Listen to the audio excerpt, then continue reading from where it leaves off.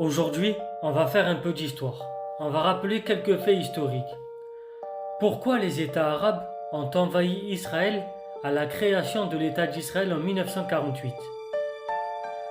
D'abord, c'est un refus du plan de partition de l'ONU de 1947.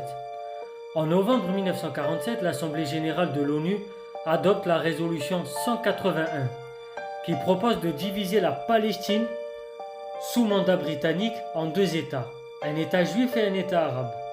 Les dirigeants sionistes acceptent le plan, bien que certains territoires convoités ne soient pas inclus dans leur plan initial. Mais ça sera après comme on le verra.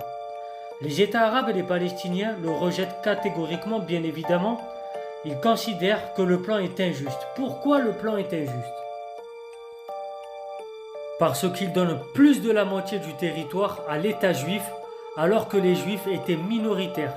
Je vous rappelle qu'ils étaient à cette époque un tiers de la population. Ensuite, il impose un État juif sur une terre arabe. Maintenant, pour revenir à aujourd'hui, tout individu qui s'oppose au génocide en cours est directement qualifié d'antisioniste, d'anti-juif, mieux, d'antisémite. On entend antisémite, antisémite par-ci, antisémite par-là. Et en fait, ils utilisent ce terme pour disqualifier les opposants et pour disqualifier les gens qui s'opposent bien sûr à ce génocide. Pourquoi les gens ne parlent pas?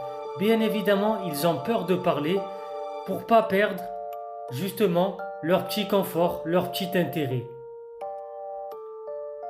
Tant que chacun reste tranquille chez soi, tant que chacun a le frigo bien rempli, tant qu'il mange à sa faim, ils n'en ont absolument rien à foutre des Palestiniens qui crèvent tous les jours, qui crèvent de faim depuis des semaines et des semaines. Personne ne pourra dire je ne savais pas. Tous les gens qui ne se lèvent pas, qui se taisent, vous êtes des complices.